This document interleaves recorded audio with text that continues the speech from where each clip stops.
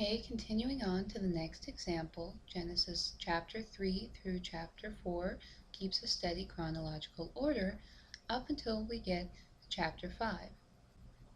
Now here in chapter 5, verses 1 through 6, we can see that this covers when Adam had Seth and when Seth had Enos. But if we look back to the end of chapter 4, we can see that verses 25 and 26 also cover when Adam had Seth and Seth had Enos. So we see an overlap here where the same information is presented twice. This is indicative that these are two different sections. The chronology breaks, and so we know it has to be two different sections because we're getting the same information twice. It cannot be keeping a steady chronological order because in chapter 5, when we get to verse 3, we see that Adam has Seth again when he's 130 years. So obviously this cannot be the same chronology as what we're reading in Genesis chapter 4, verse 25. So these are separate sections, and we have a break in chronology.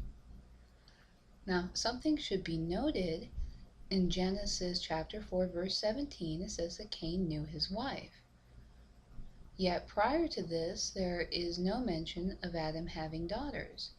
And the first time when we see daughters mentioned is in chapter 5, verse 4, after Adam has had Seth, when he was 130 years old. So this is an apparent conflict, and many people have noted this conflict. And many people, including secular skeptics about the Bible, say, well, where did Cain's wife come from? And a very common answer from Christians is, well, Adam and Eve must have had a daughter, and Cain's wife was his sister. And that makes the most sense. However, in reading Genesis in chronological order, we see these section breaks in a new section, and daughters are not mentioned until after Adam has had Seth, which was when Adam was 130. And so, if we look at chapter 4, prior to verse 17, contextually, there is a big question mark, a big blank there, a blank space that seems like it should be filled with mention of Adam and Eve having a daughter who became Cain's wife and who was also his sister. And so let's make note of that. Now, if we continue on looking at chapter 5, going through verse 7 up through 32, this ends with Noah, who was 500 years old, having his 3 sons. And if we continue on into chapter 6, it seems, well, we've been going in chronological order through the rest of chapter 5 here.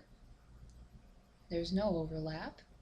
We get to Genesis chapter 6, verse 1, and it reads, "And it came to pass when men began to multiply on the face of the earth, and daughters were born unto them."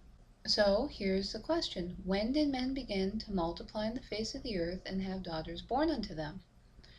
Now, was it the first time that daughters are mentioned being born in Genesis 5, verse 4, when it says that Adam had daughters after he begat Seth, and we know that was when he was 130? No, because when we look up to the previous section of Genesis 4, and we can see verse 17, that Cain knew his wife, and this is all the same section through the end of chapter 4.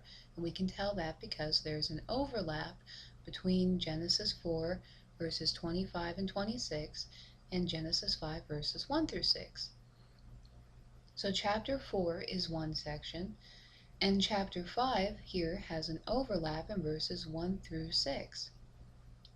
So what does that mean?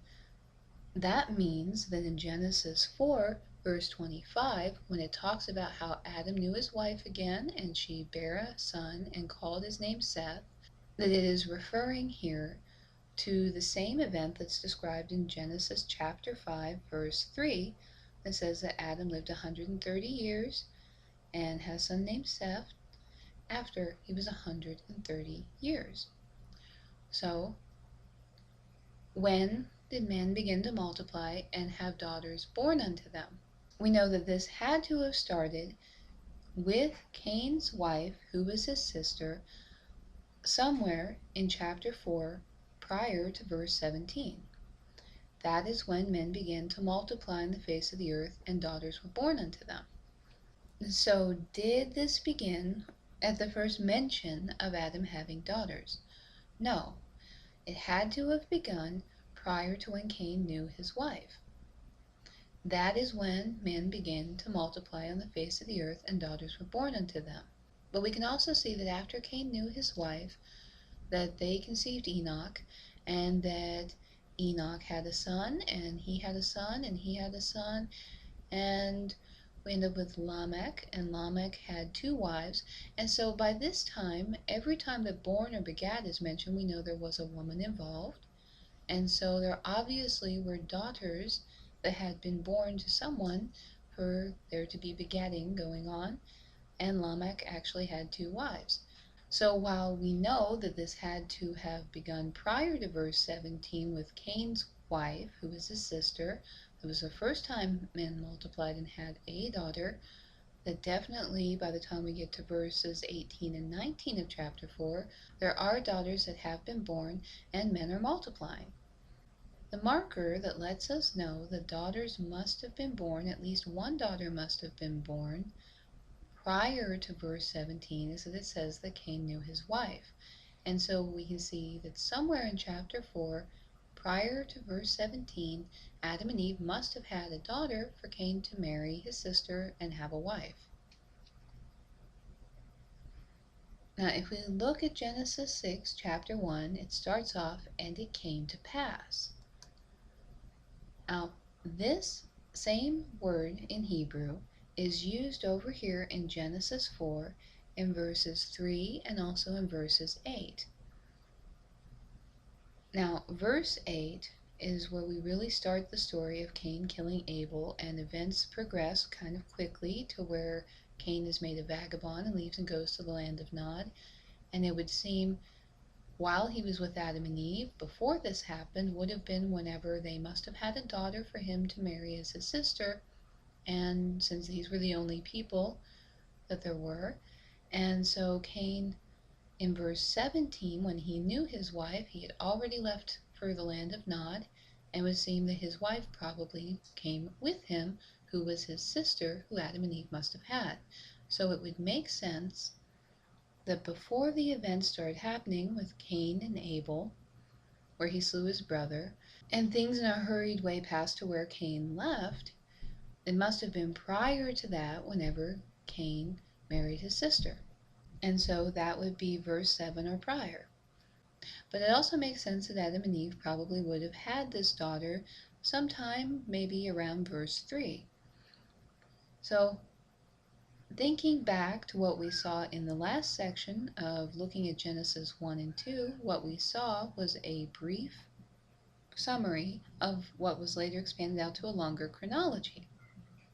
So looking at this, what we have is, and it came to pass, is used at the beginning of Genesis chapter 6, and we see the same word used twice over here in Genesis chapter 4, right in the time range of when it would make the most sense that Adam and Eve would have had a daughter that was Cain's sister and became his wife.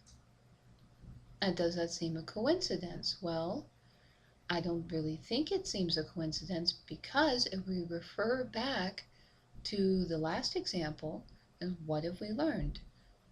What we saw was that Genesis 1:27 briefly summarized something that was given more detail in Genesis chapters 2:5 through 25.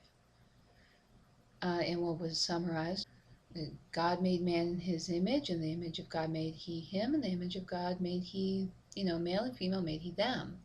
And so we just had a few words there that summarized a longer section of the whole more complete story of God making Adam. Of the story of God making Eve was just summarized with male and female made he them. So we've already seen that a few words, a short phrase, that God can take that and in another place, expand it out into a more detailed chronology. So what are we looking at here? Genesis chapter 6 says, and it came to pass. Genesis chapter 4 twice says, and it came to pass. And it seems that it's no coincidence that this is when Cain probably would have married his sister. So it seems that what we're looking at here in Genesis 6:1, when it says it came to pass, is actually a marker that matches other markers found at the beginning of Genesis chapter 4, which give us a range. So what is Genesis chapter 6 actually starting off with? Well, it's starting off with a few words that summarize a longer date range that we see in chapter 4. So it came to pass corresponds in Genesis chapter 6 to it came to pass to this range that we see between Genesis chapter 4 verse 3 and about verse 7 to 8. So if we read, and it came to pass when men began to multiply on the face of the earth and daughters were born unto them. Well, when did this originally start? Well, the first daughter was born here in this range between verse 3 and verse 7 about, or 8, of Genesis chapter 4. I would say prior to verse 8. Now, the latest you could argue for this happening, that men began to multiply and that daughters were born unto them, would be over here in Genesis 4 verse 18, where it talks about how men were born several generations, and Lamech took unto him 2 wives. And so wherever we see begetting, we know that there were women involved. There were even 2 wives that Lamech took. So there seems to have been multiple women. Daughters had been born unto men who were multiplying. So when it says when men began to multiply, it lines up with about verses 17 through 19 here over in chapter 4, that we know it was taking place by this time. And we know the daughters had been born unto them. And so again, it seems that Genesis chapter 6 is summarizing a range of dates that we find in Genesis chapter 4. And it came to pass lines up with between verses 3 and 7 in chapter 4. And when men began to multiply and daughters were born unto them, describes the same events that we see in chapters 4:17 through 19. Now, when did this happen? Well, this is all the same section in chapter 4 going up through verse 26 in chronological order. And we see that, Seth was born, and then Enos was born, and then we see the same events repeated in chapter 5. Now, as Cain was born before Seth, it makes sense that Cain could have had 5 generations of descendants before Adam had Seth at 130 years of age. Cain was the first child born, and so it makes sense that by the time that Adam had Seth and that Seth had Enos, that it could have been that Cain had already had 5 generations of descendants. Now, if we add this all up, we're talking about 235 years. From Adam had Seth at 130, and then Seth lived 105 years and begat Enos, totaling 235. It would make sense that as Cain was born first, it would seem shortly after creation, that in 235 years, Cain could have had 5 generations of descendants by the time that Seth had Enos, totaling 235 years after creation. Oh, it definitely makes sense if we ask, well, when did men begin to multiply on the face of the earth and daughters were born unto them? It was definitely before 235 years because of the overlap at the end of chapter 4 and chapter 5 that lets us know the dating on this. So it would actually make sense that the way this information has been laid out, it seems to indicate that the reason we see this overlap here is that we are being given dates. it makes the most sense that the 5 generations of Cain and the generation of Adam to Seth to Enos all is overlapped here because all of these events took place prior to 235 years after creation. While we aren't given specific dates for when Enoch was born and Irad and all the way up through Lamech, the text seems to indicate that all this happened prior to 235 years after creation. So even though we're not given exact dates on the genealogy of Cain, we are given a range that this all happened prior to 235. So, going back to Genesis 6, when it says, "And it came to pass, when men began to multiply in the face of the earth, and daughters were born unto them," we can know that all of this happened prior to year 235. Now, whether we look at "and it came to pass," and we're looking at Cain's wife, the big question mark is that Cain must have had a sister, that Adam and Eve had a daughter in chapter 4 prior to verse 17 in that time range, and this parallels, and it seems to be keywords and markers there. And then we look at when men began to multiply, and we definitely see men beginning to multiply with Cain's descendants, Cain, his wife, his sister, and his descendants in chapter 4 verses 17 through 19. And it makes the most sense that all of this happened prior to 235. So we're actually seeing at the beginning of chapter 6 is a few keyword phrases that point to longer, more detailed sections back here in chapter 4. The first verse in Genesis chapter 6 seems to refer back with keywords to date ranges we see in chapter 4 and events that are plainly stated to have taken place in chapter 4, just using a bit of contextual understanding as to when this happened. It says, "When men began to multiply." Well, this is when they began to multiply and had daughters, was all prior to 235. Now, continuing on, looking at this section of chapter 6, we get up to verse 10, and it says that Noah begat 3 sons. Well, here we see an overlap again, because at the end of chapter 5, in verse 32, it also says, "And Noah was 500 years old, and Noah begat his 3 sons." So we're seeing the same event repeated twice, which, as we've seen prior, or things seem to repeat in time or go back in time, we're looking at 2 different sections. And so this would seem to indicate that chapter 5 verses 7 through 32 are all one section, and that chapter 6 verses 1 through 10 are all one section, and so we're seeing an overlap here. Now we know that when this began, when it came to pass, the keywords line up over here with towards the beginning of chapter 4. But it seems that when this ends, we are all the way over here in chapter 5 verse 32.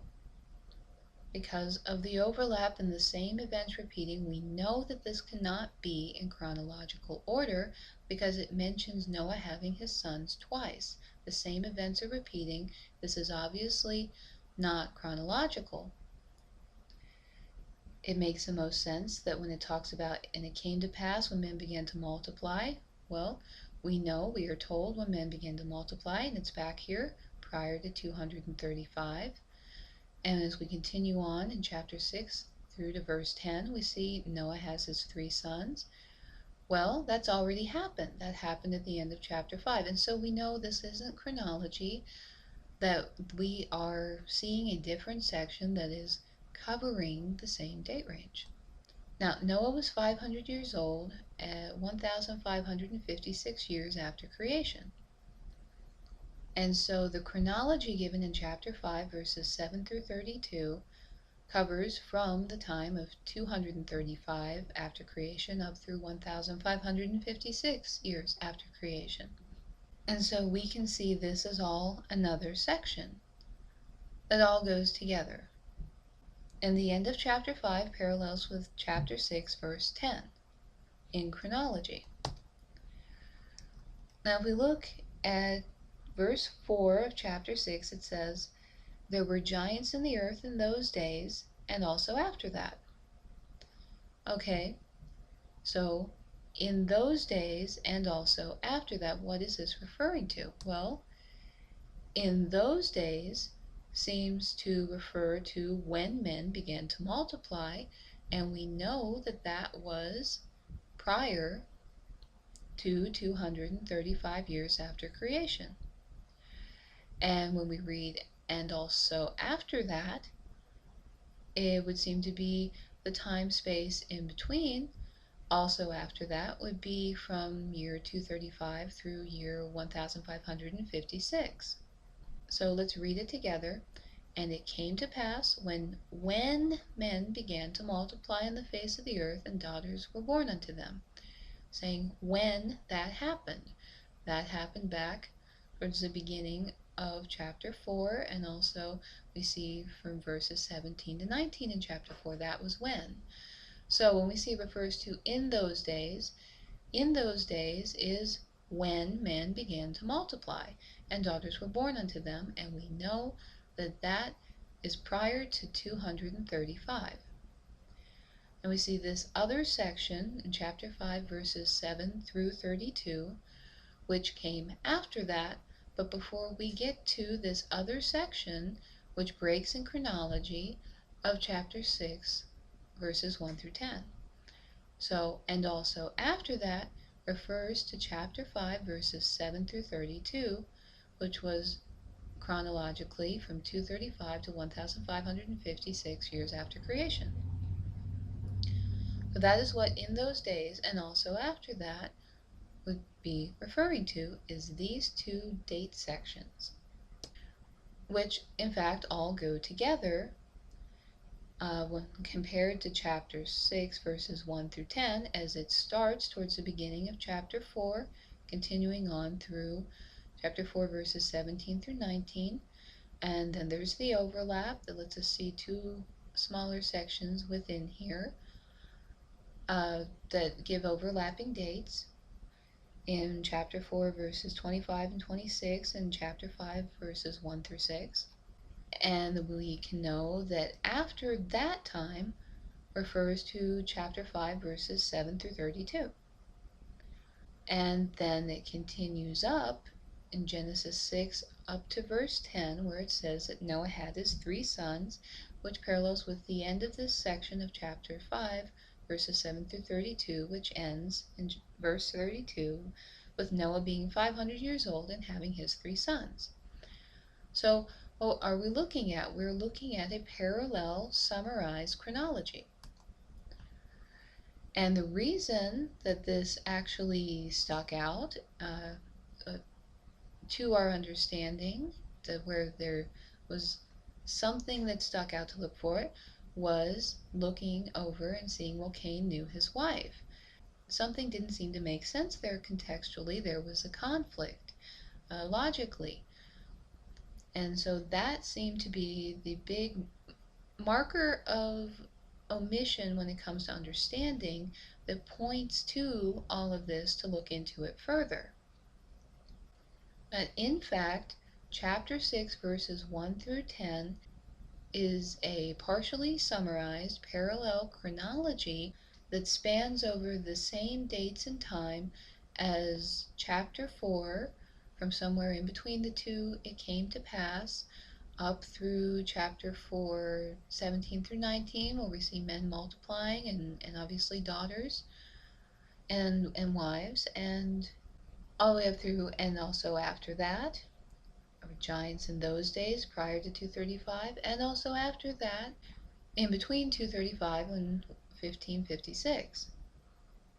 Then ending with Noah being 500 years old, again in chapter 6, ending with Noah having his 3 sons when he's 500 years old.